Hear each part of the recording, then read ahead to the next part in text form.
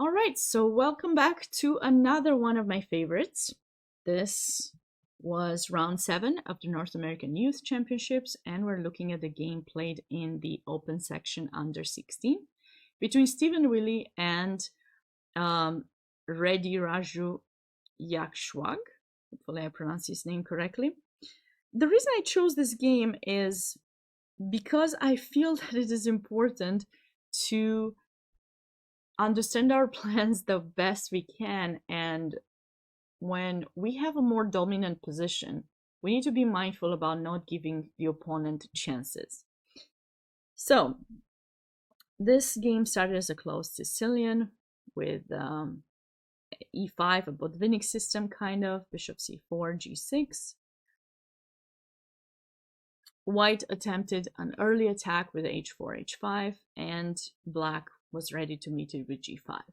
Which in a way, if you're looking at this pawn structure, you can already tell that it's going to be very, very difficult for white to come up with something very aggressive on this side of the board, because the position is already kind of closed. The only breakthrough maybe will be f4, but when that will happen, that bishop in g7 will be ready to get opened. So the only way that white can do something in this in these types of positions would be if they manage to get a knight in f5 and just, you know, take over black's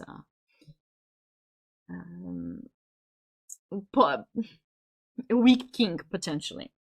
So the game continued knight h2, knight f6, knight f1. Nice maneuvering by Stephen, bringing his knight to e3. And here, after bishop e6, he played d3. The idea is, of course, you know, if you consider taking, I believe white was going to capture back with this pawn, being happy about the backwards pawn with outposts on various squares. Black has to be the one on defending. But what happened here is quite interesting. So black knows that it's the queen side he has to focus on, and he does a really good job with that. He first finishes development, and Stephen is preparing to bring the knight towards f5, because this is of course an outpost that you have long term. However, the interesting thing happens here. After knight f5, castle, queen f3, white is certainly trying to put a bit of pressure, but unfortunately there's not too much to do, because like I mentioned, everything is kind of covered. You can't break through easily with white to actually open up a file. And black plays c4 here. And to me, it was kind of an alarm sign, in the sense that I think if white doesn't do something in the center and the center gets locked, white's going to struggle to come up with a kingside attack, because there's no way to enter in the opponent's position, really, technically. I mean, there's the f5 square, and that's about it. There's no way for a rook to get to attack, and you really need the rooks when you're building up an attack. It's very important. Bishop d2 was played by Stephen. The next two moves allowed black to close the position in such a way that made things hard for him. So I was suggesting this move, and Stephen actually stopped by the chat and mentioned that he was kind of worried about potentially the loss of this pawn. I don't know if he was worried about the knight takes more than pawn takes. Maybe knight takes was something he was more worried about, but I think white should be fine here. After takes, I think we can even consider a short castle, and you know, at least we have the d file opened. We have the ability to develop the bishop this side, and you know, at some point maybe we will actually have something on the king side, but the position is more open. It gives us something to fight for. Instead, Stephen played bishop d2. Black follows through with the, you know, putting pressure on the weakness, and after rook d1, black came up with this cool idea: takes, and rook b3. Now this pawn is attacked. You need to go back to protect it, and d4. Look at the position. Black closed down the center.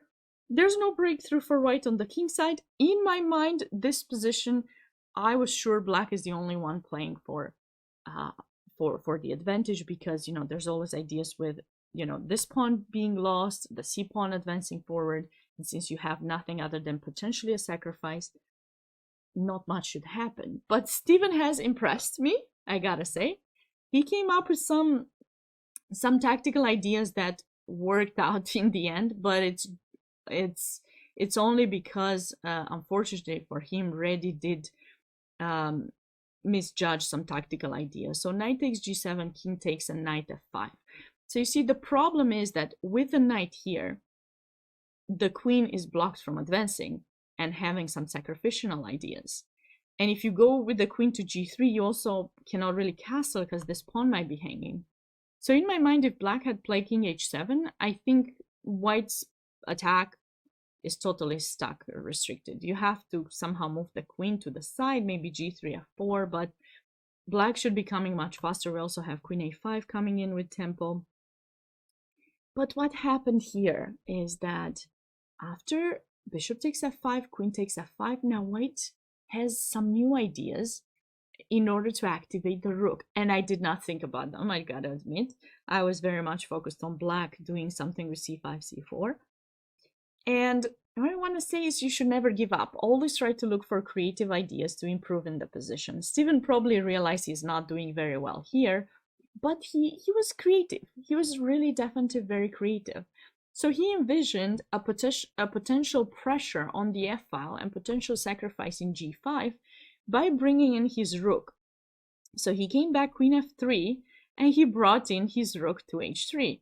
Now, not allowing any kind of sacrifices on such, black tries to trade queens, because if queens get traded, white definitely has nothing anymore on this side of the board. So black can focus on winning this pawn, pushing pawns forward, and go for the win. And so Steven retreated to e2, right? So from that position, suddenly white is back, but bringing in new reinforcers. So rook b8, rook f3, queen e6, rook f5. All right, rook f5, a very nice way of improvement. And I think black probably panicked in this position. I'm not sure if f6 was necessarily a bad choice. I think f6 could have held on in this position for black. Since I don't see something super concrete, maybe this could be fine too. I don't see why not c5. I'm preparing c4 since you got no sacrifices that will worry me. The king can always run away to the other side of the board. But black played this move, rook b4. Black still has the advantage, but wants to go to take the pawn. But it allows white to prepare this g3, f4 break. Took in a4, f4. That was the way and how Steven was able to come back into the game. And after f6, queen g4, now threatening this cute little discovered attack where rook takes g5 and the queen is lost. And here, poor Reddy blundered. He played the move knight f8. It's not easy to come up with something here. Of course, if you take, this is going to be an issue, right? And after king f7, there's rook g7.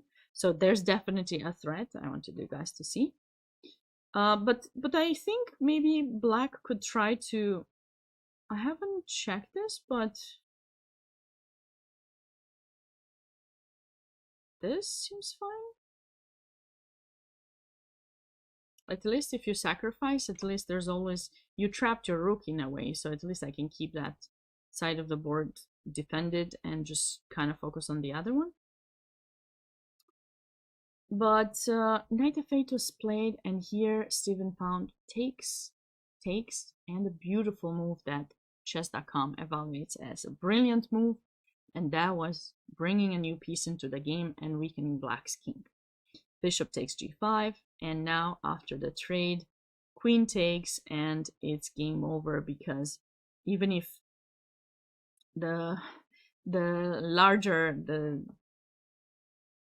major pieces are equal, the pawns are not, and black's king is certainly not safe here. You cannot take in g6 because some rook g5 or queen g5. So here, after queen g8, the game ended after g7. So to me, once again, this game was quite interesting because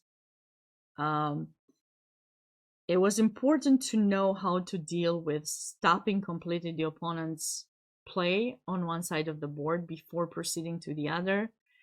And it's also an idea of resilience, being resilient, and keep being creative, although you know your worst, but just finding these creative ideas, which I thought Stephen found with bringing in the rook, which proved to be difficult to meet by his opponent, and it was a nice game.